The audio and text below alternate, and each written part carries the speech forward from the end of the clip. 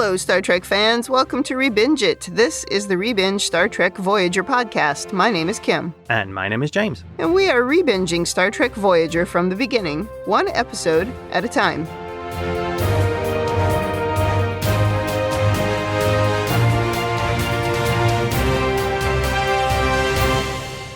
Welcome back to the podcast. Today we are on Season 3, Episode 11, The Q and the Gray. This episode aired November 27th, 1996. Before we get into this one, anything to say about last week's episode? Which episode was that? Yeah. Well, it was weeks ago because we haven't recorded for a while. So it was Warlord with Kes. I really liked that episode. I thought Jennifer Lean really did a great job with playing this sort of insane power-mad character.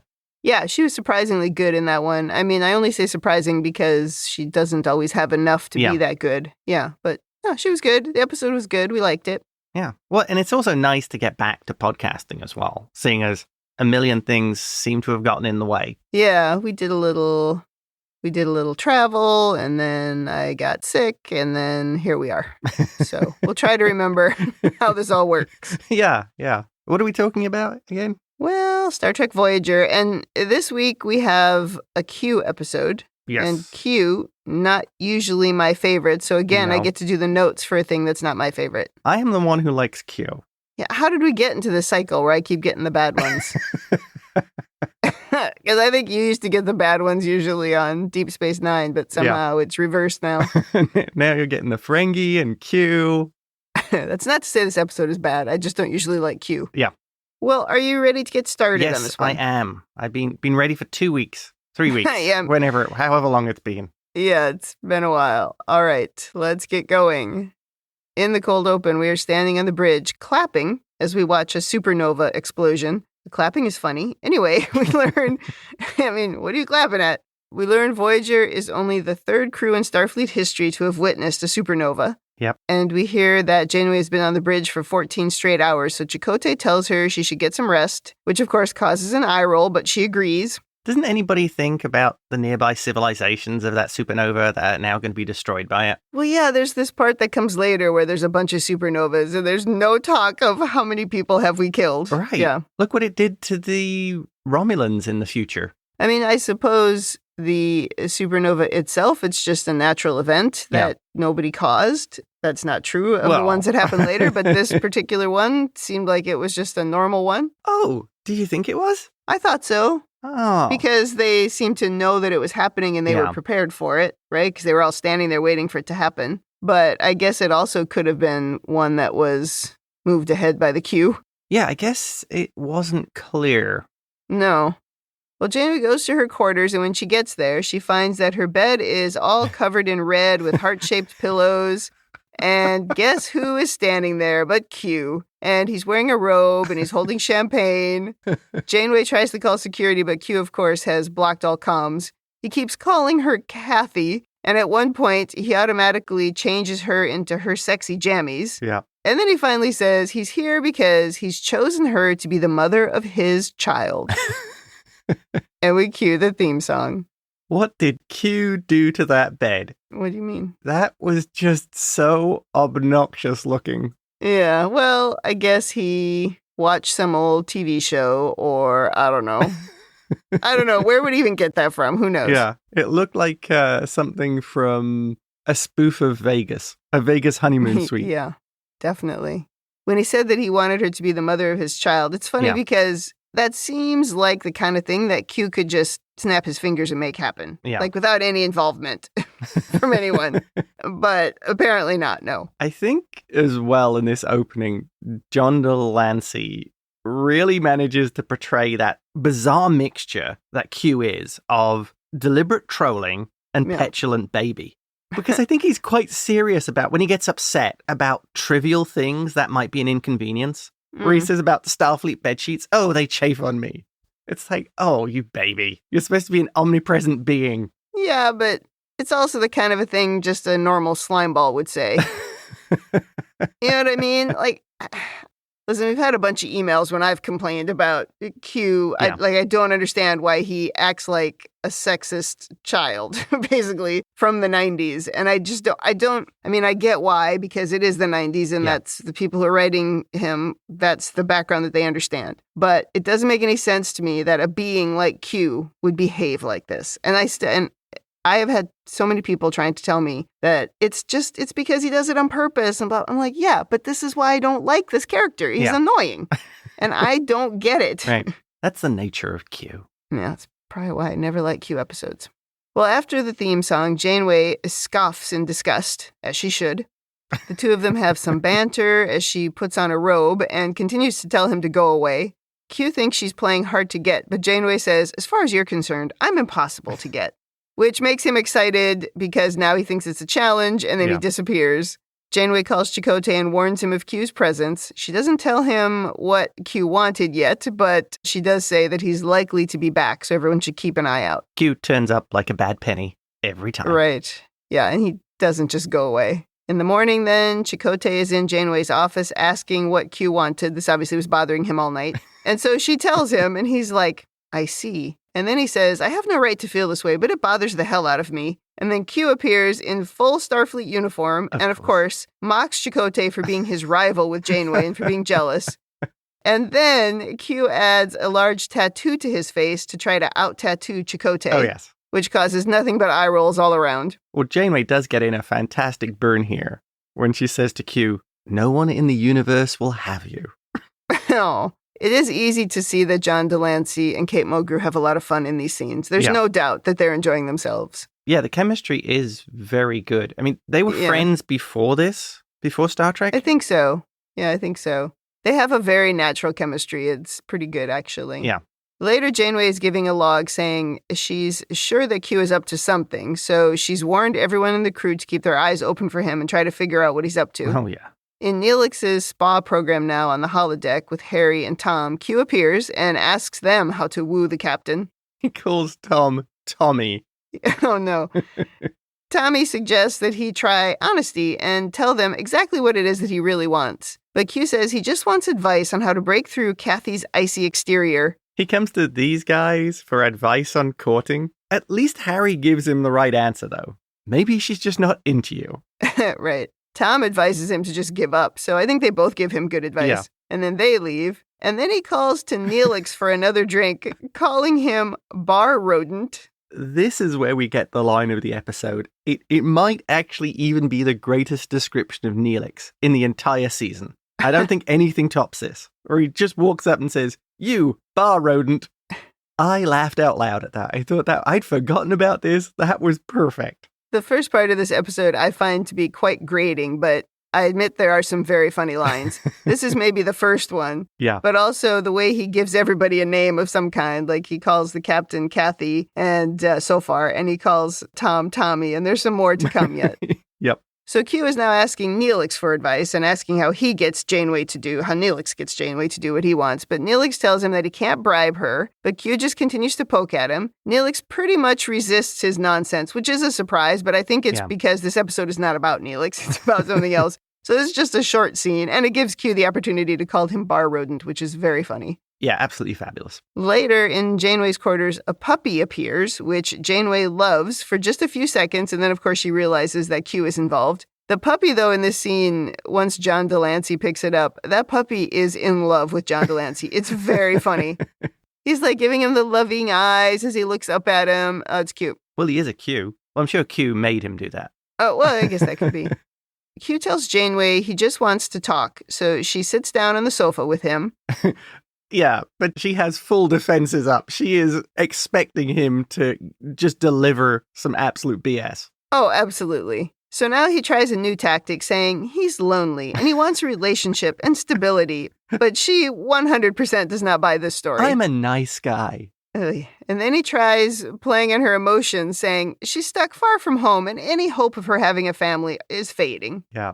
And Janeway says he's right. She would like to have a child someday, but not with him. And then a new Q appears. And this Q is played by Suzie Plakson, who has played so many Star Trek characters, you have to laugh. Yeah. She's practically Jeffrey Combs at this point. This actress has been a Q, a Vulcan, a Klingon, and an Andorian. Yep. And she's, of course, Alexander's mother, having appeared as that character a couple of times on TNG. Don't get attached to her.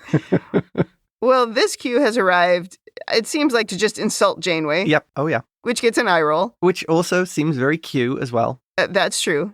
And she is apparently the other Q's ex. And then Chakotay calls, and Janeway hands the puppy back over to Q and says, "Please take your domestic squabble off my ship." And we head to the bridge, and we're picking up supernovas now all over the place. Yeah. Janeway calls red alert and immediately suspects that Q is involved, since this shouldn't be happening so frequently. Right. The new Q, who I read was sometimes called Suzie Q because of the name of the actress, so I'll call her Suzie Q.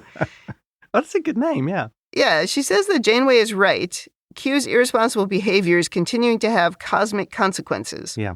Q makes a rude comment about his ex nagging at him, which is a joke that should have stayed firmly in the 50s. It doesn't even belong in the 90s, let alone in the 2025s. Janeway questions him, and he says he's not directly responsible for the supernovas. Meaning he's probably directly responsible, yeah. And then we hear that 3 separate shockwaves are headed for Voyager, and they're not sure they can survive that. Yeah. Janeway says Q has the ability to get them out of there, so she says, "Do something." Unfortunately, what he does is he snaps his fingers and just Janeway and Q disappear. He takes just them out of it. That's also, Yes. I think, very Q. Yes, leaving Voyager in jeopardy.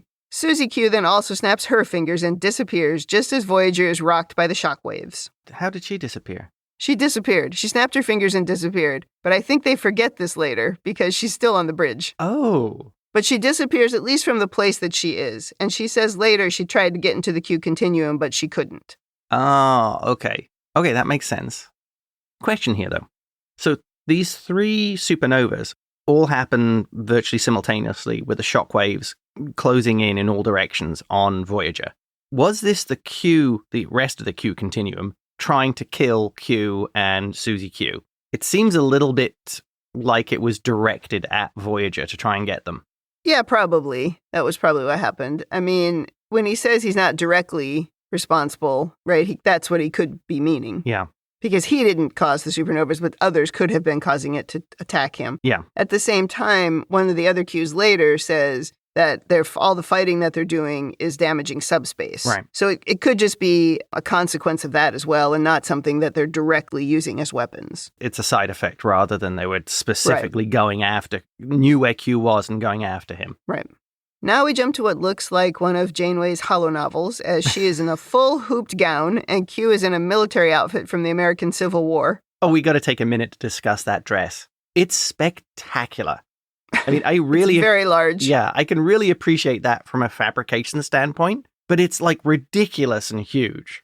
What women have to go through is ridiculous. Having to wear that is comical. How do you even get through a doorway? It's ridiculous. Yes. So Q tells Janeway that they're in the Q continuum, where she's been before. Yep. But this is just, again, a way for her human mind to be able to comprehend it. I like the way he refers to the previous time, which was like a gas station on a desert road. As Arizona. Yeah. Yeah. He says like, oh, it was such a dreary place. Yes. This, too, is a pretty dreary place, depending on your perspective. Well, yeah. And maybe the color of your skin and your gender. Plantation antebellum South is, It's not great. Not a great place to be. Not great. Janeway just wants to know how her ship and crew are because she doesn't know what happened when the shockwaves hit. Q says he's sure her first officer, Chuckles, is it? Has everything under control. Oh, and there it was. That was, yeah, another great naming. Chuckles. Oh, that's the best one in the episode. Q now opens the shutters and shows a battle raging in the distance, and he says the Q are in a civil war. I would assume that to show a civil war, they jump to the American Civil War because it's an Americentric show. Whereas if it is advanced humans, why would they particularly show that Civil War rather than one of the many other ones? I mean, yeah, you could show the Spanish Civil War. That would be a more recent one. Yeah, I mean, it's really because we're making it an American-centric show. There's no doubt about that. Yeah. But, I mean, if you're going to overanalyze Q, you could assume that he looked at where the country that she's from or the land that she's from. Because I don't know how countries work in Star Trek. But this is the Civil War that happened in her history of the people of the land that she's from. Yeah. Yeah, that's also a good way of looking at it. Yeah. But he also tries to tie what's happening directly to it, which I'm not sure he nails. So yeah, I think it's just because it's American-centric. Q reminds her of Quinn, the Q from the episode called Death Wish, who died by suicide. Yeah.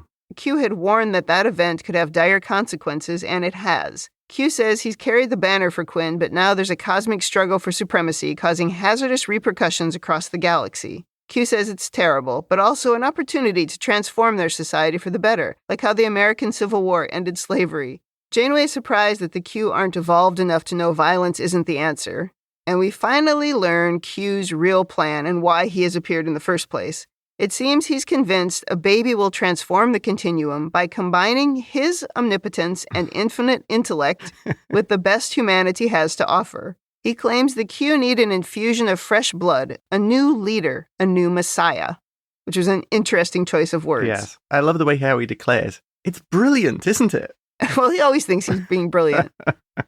He's so full of himself. He talks about a human child sending compassion through the continuum. But this made me think about how, like, a rich kid treated like the second coming is not going to create the most compassionate individual. Oh, no.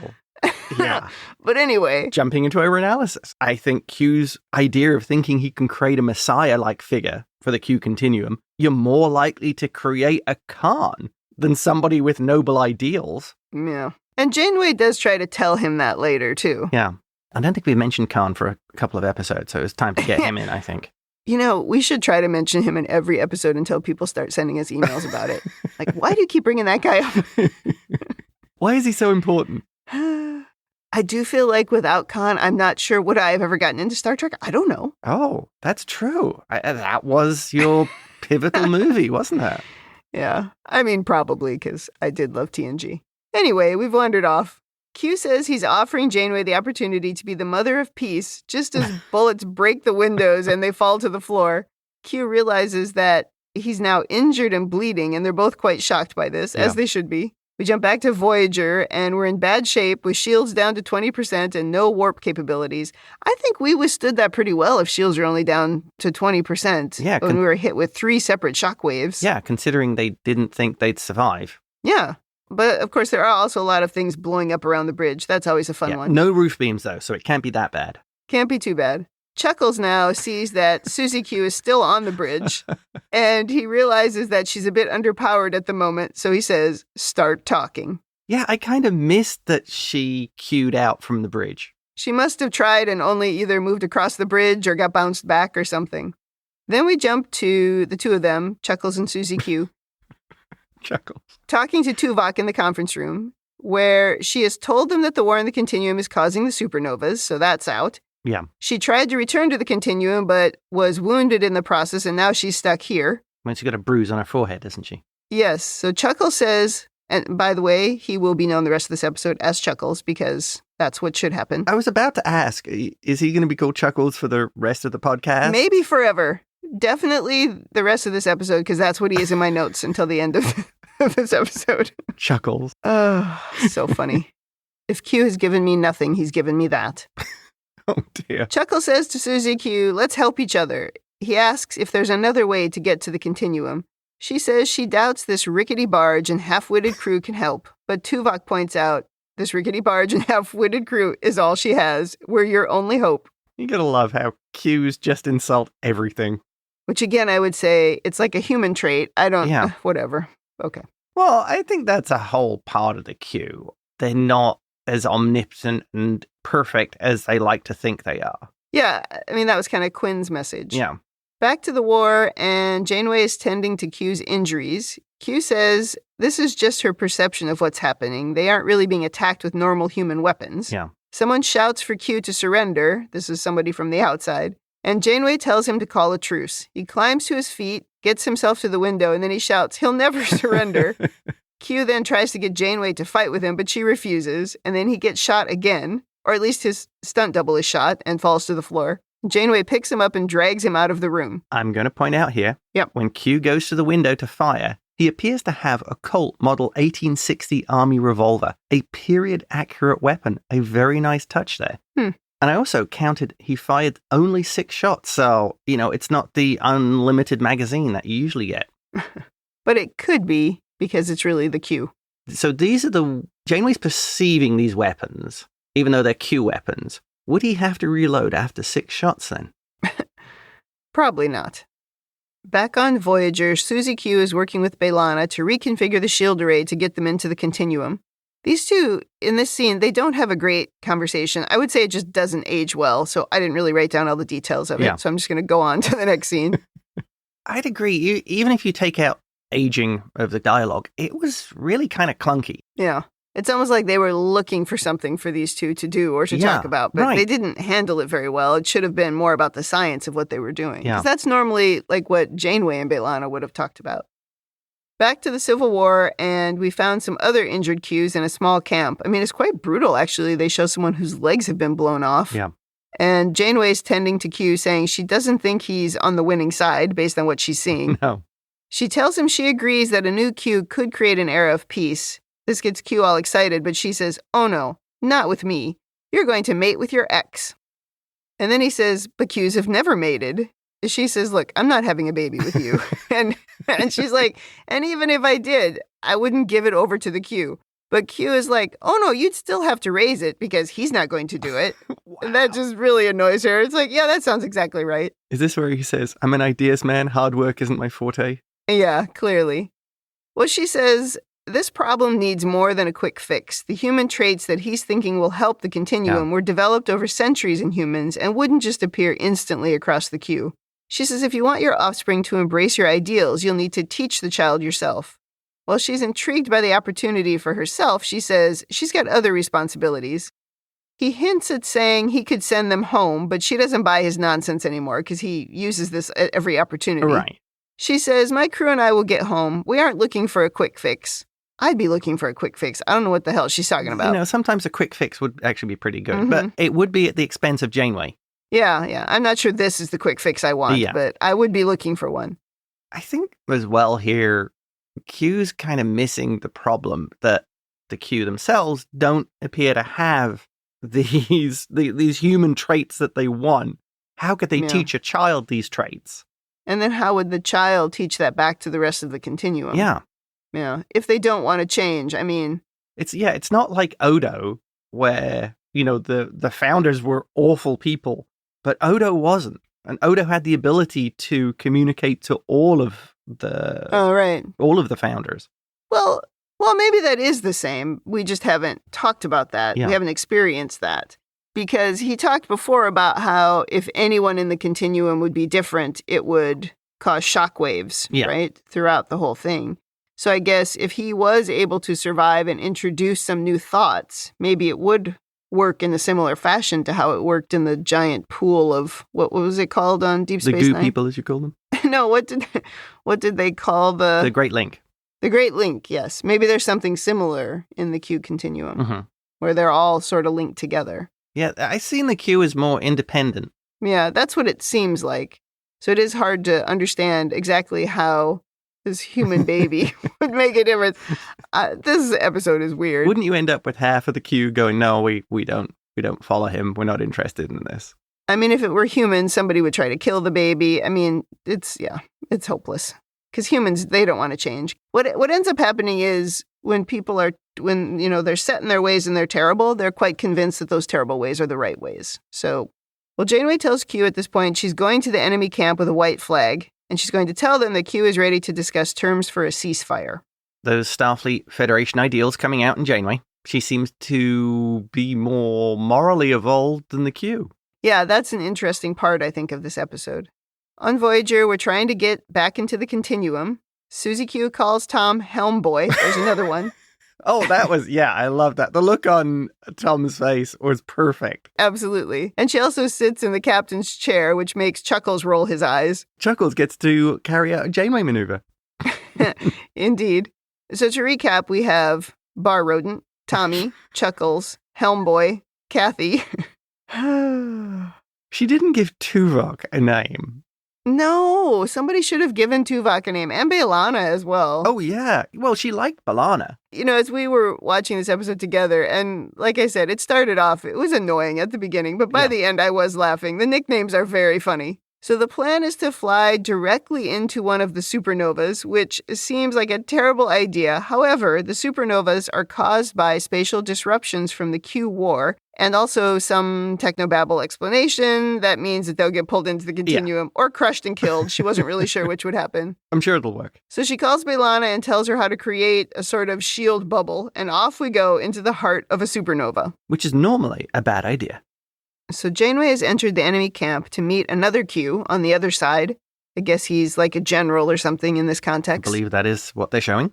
Unfortunately, he's not really interested in negotiating because the war is damaging subspace, so the fighting has to stop quickly, and he says executing Q, the ringleader of this so-called freedom faction, is the only answer. It usually works. Janeway says Q has a non-violent solution, and she asks him to listen. But then they bring in Q, and the general says to put them both in chains. She asks what she's being charged with, and he says collaborating with the enemy, a crime punishable by death. Which, in the Q continuum, doesn't really make any sense, because they wouldn't normally have something like that, right? Like, they didn't want to kill the other Q, Quinn, so why now all of a sudden are we going to kill the human and this Q? Okay. I think I have a justification. They were worried that Q dying would have an impact on the continuum. They've proved that that it didn't, so now they've gone in the opposite direction and have turned kind of bloodthirsty, and their idea is you just execute any Q who doesn't follow the Q hierarchy. Well, but it did cause this. Yes, it led to these other people that you now need to execute. Oh, I see. Okay. Yeah, there's always good people in charge. Yeah. Good people on both sides. Well, now we've jumped to morning. Not sure how it's morning. I guess the Q continuum can just make it morning. It's a perception of morning. Yeah. And Q and Janeway are marched outside and chained to trees. Q says there's something romantic about us going to our deaths together. Sure, Q. Oh, he's still not giving up, is he? The General Q, or whoever he is, comes out and asks Janeway if she has any last words. She says she won't plead for her life, but she does tell him that the Q have an opportunity to be a positive force, to set a higher standard. She says, don't go through with this. I like the way Janeway gave a great Federation Starfleet speech. You don't resolve your differences through violence. I mean, it's pretty funny considering how superior the Q seem to think of themselves. And it's Janeway, the insignificant bipedal humanoid, who's the one actually giving moral advice to the Q. Despite all their powers, they are morally bankrupt. Yeah, she's definitely the Star Trek captain in this episode. The only difference if it had been Picard is he would have shouted louder, I think. Oh, yeah. Well, then Q says, today I sacrifice my existence for the principles of freedom and individuality that I have fought for so long. He says, this woman is innocent and she tried to save us from each other. Kill me if you must, but let her go. The General Q is like, too little, too late. And he yells for his soldiers to line up and draw their guns. And we have the drama of a drum playing as the firing squad assembles. And I'm going to make another observation here. I'm pretty sure, like very sure, the guys who form the firing squad, they're using Springfield Model 1873 trapdoor rifles, which, as the name implies, are not period accurate. They're like rifles from 9 years after the Civil War ended. Well, there's always an out in that this isn't really the Civil War. This is something else. Oh, so the Q got their references wrong. Is that what you're saying? No. They probably just liked these more. They probably looked better. It was the aesthetics. Q leans over to Janeway and says, I'm sorry. And she says, I know. When the General shouts, the General Q. General Q. When he shouts fire, we hear gunshots. But it turns out Chuckles and crew have arrived, and a battle has broken out. Harry and Suzie Q run up to untie the captain and Q. And she's wearing one of those giant dresses as well. Yeah, which is so dumb. Tom takes the General Q prisoner, and Suzie Q and the normal Q that we're used to discuss becoming parents. If you notice, Harry, when he releases Janeway, he has 2 stripes on his uniform. Yeah.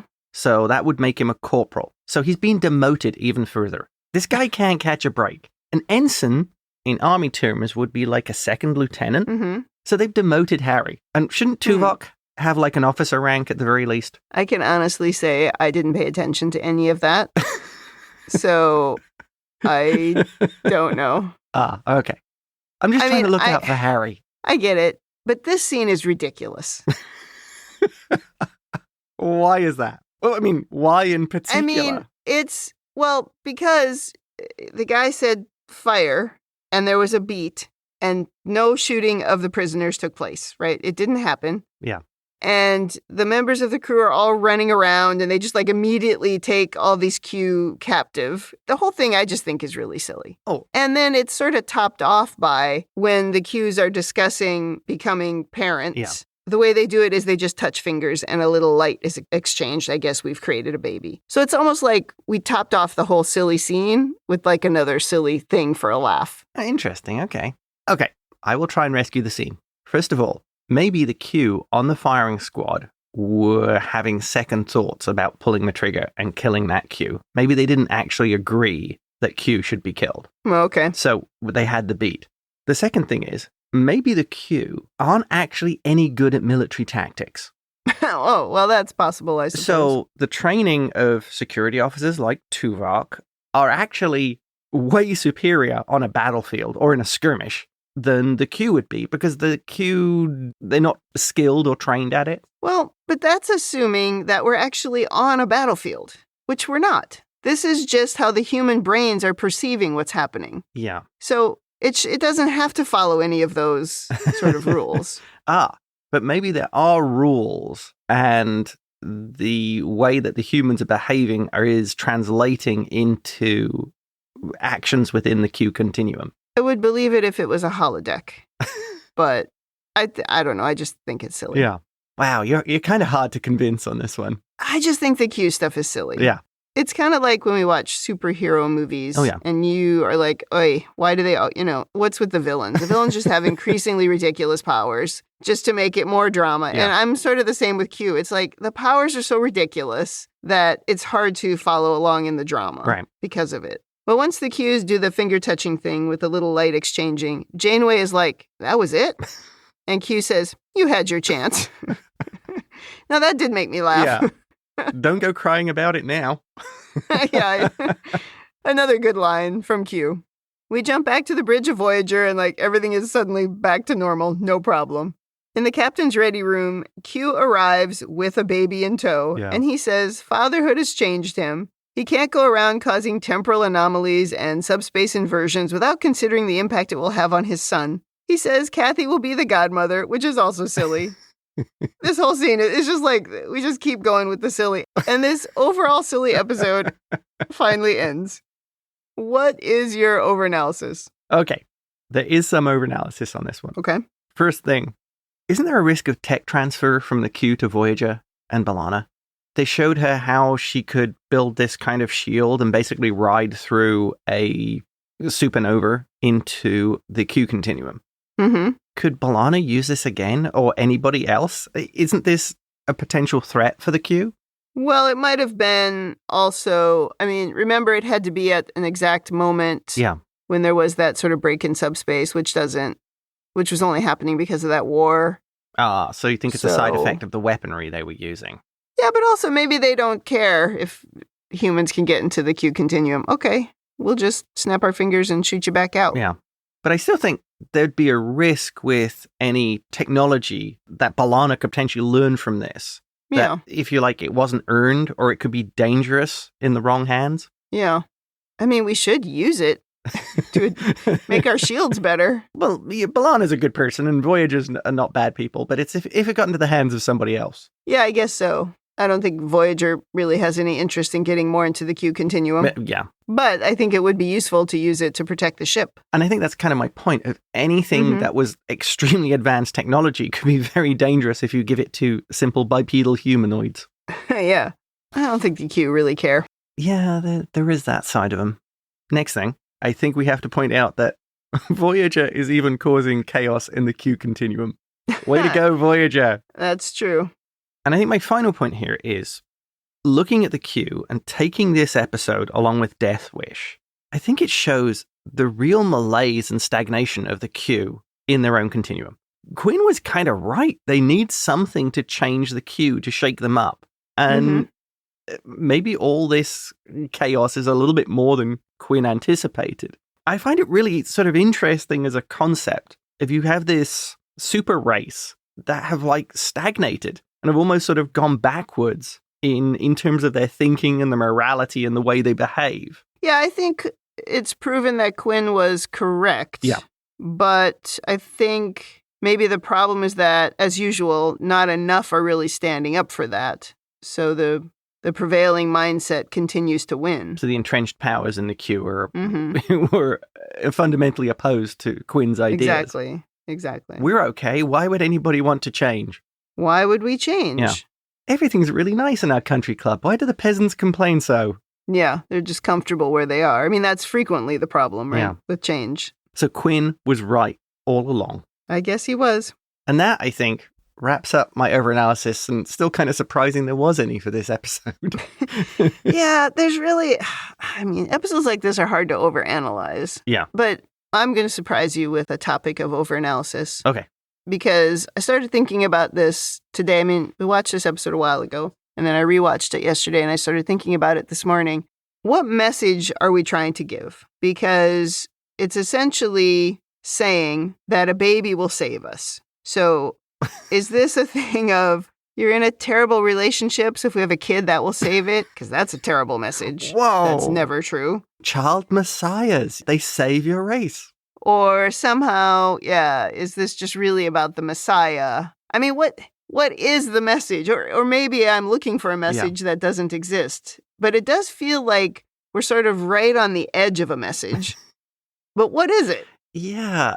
It's funny with Q, I think, because that's true a lot of times. Like, okay, it's funny, right? We laughed a lot, but what exactly were they trying to tell us? What was this episode really about? The Q needed to have kids? Yeah, that it needed blood from outside of the family, but somehow the Q doesn't really, I mean, they're not really flesh and blood, so does that make any sense? You know, are we trying to break the purebredness of it? Yeah, is the Q trying to bring in the other DNA, as it were, because they are so lacking in their own empathy and moral compass? Is this the New Testament? Is the baby represent a New Testament to the Q? Oh, wow. Interesting idea. I mean, look, there's a lot of religious themes in Star Trek if you pay attention. And we've talked about it a few times with Voyager. But, I mean, I don't know. Is that what... Or is it really just as shallow as it seems? I'm going to go out on a limb and say, I think it's as shallow as it seems. Well, it's possible, except if you look at how Q was introduced, where he was putting humanity on trial, that was the first time we saw him in the Next Gen.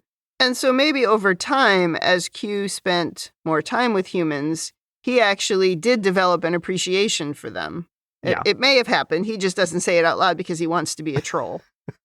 But perhaps he did see something that, wow, that is not, that thing, whatever that is, doesn't exist in the continuum. Yeah. And now he's at this point where he felt like the continuum was on the edge of destruction. So he's like, maybe we need to be different by bringing in this thing from humanity. So it could be, it's entirely possible that we are bringing all of the Q stuff together into this episode rather than it sort of being a nothing burger. And I did read that the person who wrote this had studied all of the previous Q episodes and was trying to kind of include the kind of history of it to make it not just the one-time episode or whatever. Interesting. So maybe, but I don't think it was executed terribly well. And I think that happens a lot with Q. It's almost like the Ferengi, where we get sort of stuck in the trying to be funny, and we maybe lose track of what we're trying to do and the seriousness of the thing that we're actually trying to accomplish. And we just end up being funny, and we don't accomplish the thing. Death Wish was still a better Q episode than this one.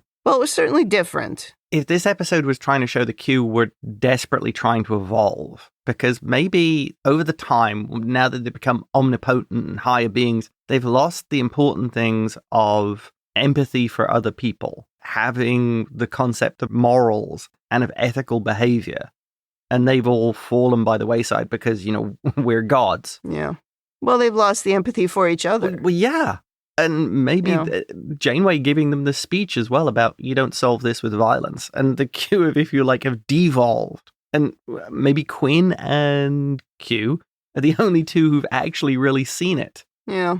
It's on the edge of being a more interesting episode. Something. Yeah. I agree. I think it is.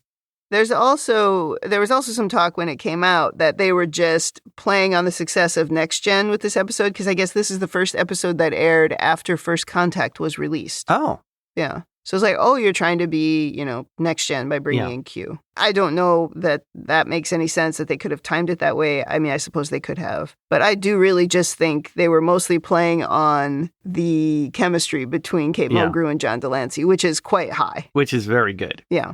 Another thing I read about this episode was that Jerry Taylor, one of the producers, she said somehow there was a rumor started that Janeway and Q were going to hook up and that she really was going to be the mother of Q's baby. And she said she started getting a bunch of hate mail about it. Wow. And people being really upset. And she's like, first of all, I didn't write this episode. And secondly, that's not what's going to happen. But somehow this rumor turned into enough of a rumor that she was getting mail about it. So I thought that was pretty funny. That's crazy. Okay, let's move on. Let's see. Women in the future.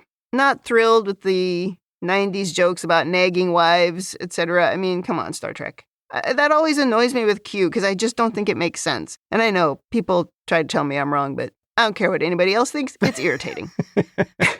You've also tried to talk me out of it by saying he does that on purpose because he knows that will annoy her. And me, apparently. And you, yeah. You and Janeway share that in common then. Yes. In Janeway's leadership corner, I don't think Janeway did anything wrong. I think she was trying to be the Star Trek captain. Yeah. She was trying to stop war. She spoke against the violence of it. She wasn't actually tempted to have Q's baby if she eventually saw that there could be some merit in it, not in her having the baby, but in the Q together having a baby. And, so she sort of turned the story just by talking. I think that's a very captain thing to do. Totally Starfleet captain. Very Federation, very Starfleet, very ethic of the show. I also think she's very good in this episode, Kate Mulgrew, with some questionable material, especially at the beginning. I think she holds her own quite well. John de Lancie's his usual goofball self, but towards the end, I do think he was pretty good as well. Like when he leans over and says he's sorry, you really think that Q means it. And that was a good little moment. Oh, de Lancie nails the character. Even if you don't particularly like the character, he plays it consistently. There's a little bit of where he walks onto the bridge when Suzie Q appears. And if you look, he does this little bit of comedy, almost goofy comedy acting, where he's looking behind himself and jumps out the way when she's walking in. It's these little touches I think he puts in. He's a natural goofball, I think. Well, let's go to rating. Thumbs up, thumbs down, or neutral. What is your rating? Why do I have to go first? Do you want me to go first? Oh, this one's a tough one. I mean... It really is. I've kind of gone back and forth myself on what to say about this. Right. And I feel like it started out dumb and it got better. It's kind of where I am with it. But it's like, okay, does that mean it's a thumbs up? I don't know. I find the Q episodes, including this one, to be needlessly silly. There's a lot of silly stuff that I don't think they need to do. Right. I do think it's less dumb than some of the other Q episodes, but I don't know. I'm in the middle of the road too. I could lean either way. I might give it a slight thumbs up because he's given me chuckles. Oh, well, and mine is Bar Rodent. Bar Rodent is good. Yeah. But all this, I don't know, the sexist jokes and the fact that we can't quite identify what they were trying to tell us does make me lean back to kind of the middle of the road. I don't think it's a thumbs down. I don't think it's a horrible episode. No. It's just not terribly moving. So where do you go? I think I'm going to give it a thumbs up. Really? Mm-hmm. But it's one of yours, just slight. Whichever episode we did that you said, I think it was Sacred Ground. It's just barely. My thumb is barely above the neutral line. I have very similar feelings about this episode. I feel they were on the cusp of doing something really good. And I would go neutral, but there's a few little things in it that, like you say, I'm going to go just barely a thumbs up. Because it's not bad. It's just I think I see more potential. And Death Wish, for me, Death Wish was a much better Q episode. And I don't feel this one lives up to even that. Yeah. So thumbs up, but only just because I think neutral would maybe be unfair, but well, I always try to think of it would I watch it again, given an opportunity? And when we first started watching it, and even when I just saw the thumbnail, I was like, I'm not going to enjoy it. I can tell by looking at this, I'm not going to enjoy this episode. And it was better than that. And when I had to go back and rewatch it, because we always watch it twice before we podcast about it. Yeah. And there are times where it is tough to convince me to watch it a second time. Like the Ferengi episode, come on, okay? But this time I had no trouble going back and watching it again, which is what makes me think it's fine. It's a perfectly fine episode. Yeah. We've agreed to begrudgingly thumbs up this episode. It does seem like that, doesn't it? Yeah. But we definitely agree it's not great. It's fine. All right, that wraps up Season 3, Episode 11. Come back next week for Episode 12. In the meantime, if you'd like to send us your own overanalysis, maybe you can convince us this episode is better than we think. Tell us what it's really about. Yeah. But if you'd like to do that, you can email us at ReBingeIT@gmail.com. You can also find us on Threads, Blue Sky, Instagram, and YouTube at ReBingeIT. Or you can join the Facebook group, facebook.com/groups/Star Trek TTM podcasts. Thanks for joining us on the ReBinge Star Trek Voyager podcast. That's it for me. And that's it from me.